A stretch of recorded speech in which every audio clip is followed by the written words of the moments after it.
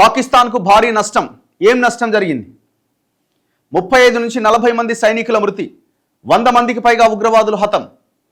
ఇది త్రివిధ దళాధిపతులు ఎవరైతే ఉన్నారో వాళ్ళ అధికార ప్రతినిధులు వాళ్ళ ప్రతినిధులు నిన్న మీడియా సమావేశం పెట్టి ప్రకటించారు.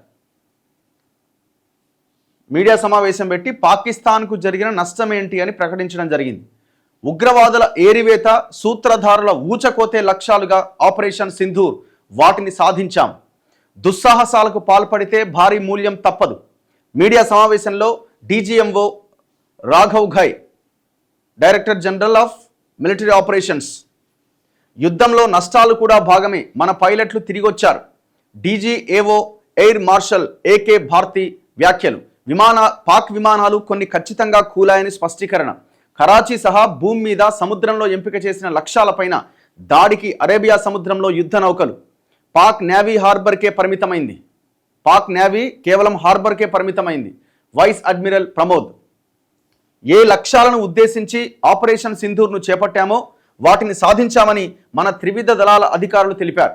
అత్యంత అధునాతనమైన సాంకేతికతతో కూడిన పాక్ యుద్ధ విమానాలు కూల్చేయడం, ఆ దేశ రాజధాని ఇస్లామాబాద్కు సమీపంలో ఉన్న వాటితో సహా పలు కీలక సైనిక స్థావరాలు ధ్వంసం చేయడం ద్వారా పాకిస్తాన్కు భారీ నష్టం చేకూర్చామని వెల్లడించారు.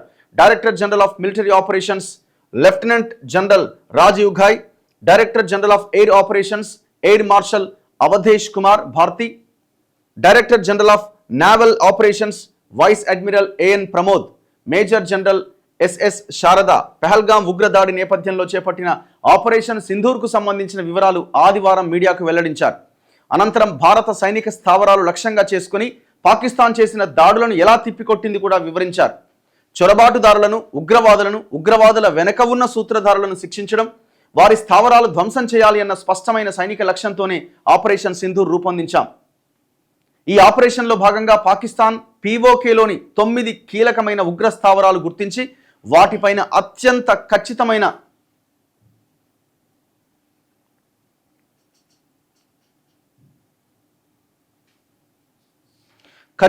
దాడులు నిర్వహించామని, IC-814 విమానం హైజాక్, పుల్వామా దాడి ఇలాంటి వాటికి పాల్పడిన యూసుఫ్ అజార్, అబ్దుల్ మాలిక్ రవూఫ్, ముదసిర్ అహ్మద్ తదితర 100 మందికి పైగా పాకిస్తానీ ఉగ్రవాదులు ఈ ఆపరేషన్లో హతమయ్యారన్నారు. తాము గుర్తించిన ఉగ్ర క్యాంపుల్లో కొన్నింటిని ఉగ్రవాదులు అప్పటికే భయంతో ఖాళీ చేశారు. మే 7వ తేదీ చేపట్టిన ఆపరేషన్లో ఉగ్రవాదులు వారి మౌలిక సదుపాయాలే మా లక్ష్యం, అంతే తప్ప పాకిస్తానీ పౌరులు కానీ ఆ దేశ సైనిక స్థావరాలు కాదు. మా లక్ష్యాలు మేము ఖచ్చితంగా సాధించాం. కానీ ఆ తర్వాత పాకిస్తానీ డ్రోన్లు మన మిలిటరీ ఏరియాలను, పౌరులను లక్ష్యంగా చేసుకొని దాడులకు దిగాయి. వాటిని విజయవంతంగా కూల్చేశాం. సో ఫస్ట్ మేము టెర్రరిస్టుల మీదనే కాన్సన్ట్రేట్ చేశాము, వాళ్ళ స్థావరాలు కూల్చేశాము. దాని తర్వాత పాకిస్తాన్ మళ్ళీ మన దేశ జనాల మీదకి, మన మిలిటరీ స్థావరాల మీదకి ఎంటర్ అయింది. సో మేము కూడా ఎక్కడి నుంచి అయితే వాళ్ళ మిలిటరీ ఆపరేషన్స్ కొనసాగిస్తున్నారో ఆ సైనిక బేస్లని కూల్చేశామని చెప్తున్నారు. నియంత్రణ రేఖ వెంబడి గ్రామాలను, పౌరులను, గురుద్వారాల వంటి మతపరమైన ప్రదేశాలను లక్ష్యంగా చేసుకుని పాకిస్తాన్ చేసిన దాడుల్లో కొందరు అమాయకులు ప్రాణాలు కోల్పోయారు. అదే సమయంలో భారత సైన్యం జరిపిన ఎదురుకాల్పుల్లో పాక్ ఆర్మీకి చెందిన 35 నుంచి 40 మంది సిబ్బంది చనిపోయినట్టు తెలిపారు. డ్రోన్లు, క్షిపణులతో మన సైనిక స్థావరాలపై దాడికి పాక్ చేసిన ప్రయత్నాల్ని ధీటుగా తిప్పికొట్టాం. ఇకపైన పాకిస్తాన్ ఏదైనా దుస్సాహసానికి పాల్పడితే అందుకు భారీ మూల్యం చెల్లించాల్సి ఉంటుంది. ఈ యుద్ధంలో భారతదేశం అపారమైన సంయమనాన్ని పాటించింది. మన చర్యలు స్పష్టమైన లక్ష్యాలతో తూచినట్టు ఉద్రిక్తతలను పెంచని విధంగా ఉన్నాయని ఆయన తేల్చి చెప్పారు. భారత సార్వభౌమాధికారానికి, ప్రాదేశిక సమగ్రతకు, పౌరుల భద్రతకు ఎలాంటి ముప్పు వాటిల్లినా తిప్పికొడతాం. యుద్ధాన్ని ఆపే మార్గం చూడాలంటూ పాకిస్తానీ డీజీఎంఓ నుంచి తనకు శనివారం మధ్యాహ్నం ఫోన్ వచ్చిందని రాఘవ్ ఘాయ్ తెలిపారు. అయితే కాల్పుల విరమణ ఒప్పందం కుదిరిన తర్వాత కూడా పాకిస్తాన్ ఆర్మీ LOC వెంబడి కాల్పులు తిరిగి మొదలుపెట్టింది. డ్రోన్లను కూడా ప్రయోగిస్తోందని ధ్వజమెత్తారు. పాకిస్తాన్ ఉల్లంఘనలకు ధీటుగా జవాబు చెప్పేందుకు సైన్యాధ్యక్షుడు తమకు అన్ని అధికారాలు ఇచ్చారని ఆయన స్పష్టం చేశారు. సీజ్ ఫైర్ ఉల్లంఘన పైన తాను పాక్ డీజీఎంఓకు హాట్లైన్ సందేశాన్ని పంపించారు. మరోసారి ఇలాంటివి జరిగితే తీవ్రమైన ప్రతిదాడులకు దిగుతామని హెచ్చరించాను. అలాగే ఈ యుద్ధంలో అమరులైన 5 జవాన్లకు నివాళి అర్పిస్తున్నానని డీజీఎంఓ ఘాయ్ పేర్కొన్నారు.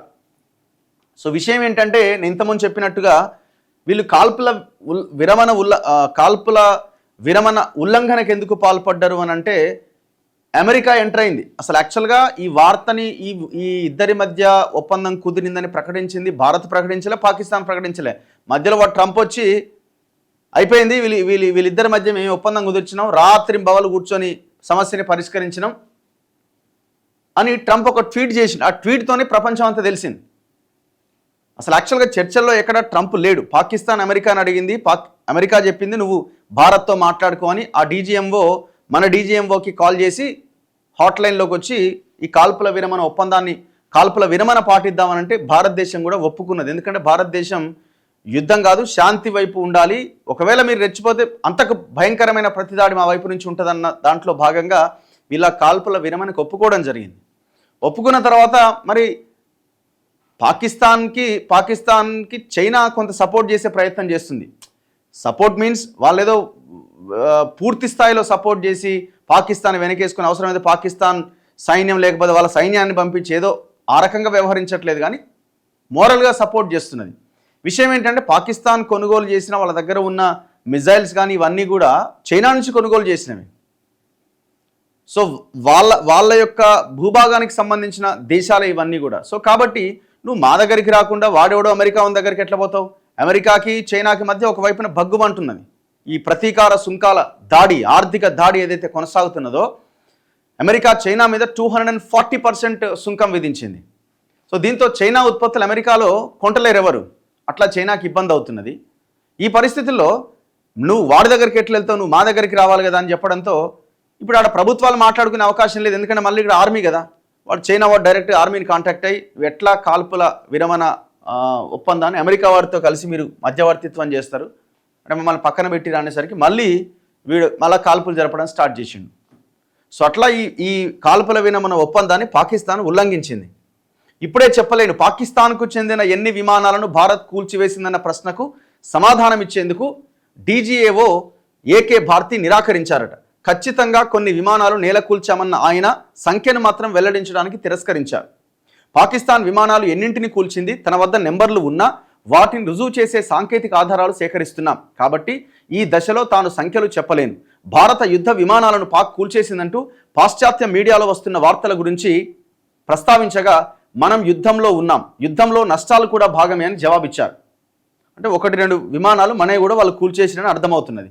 ఎన్ని విమానాలు కూలినాయి, ఎన్ని ప్లాట్ఫామ్లను కోల్పోయాం, ఇలాంటి వివరాలపైన ఈ సమయంలో తానేమీ మాట్లాడదలుచుకోలేదని, ఎందుకంటే ఈ దశలో ఏదైనా మాట్లాడితే అది శత్రువులకు అనుకూలంగా మారుతుంది.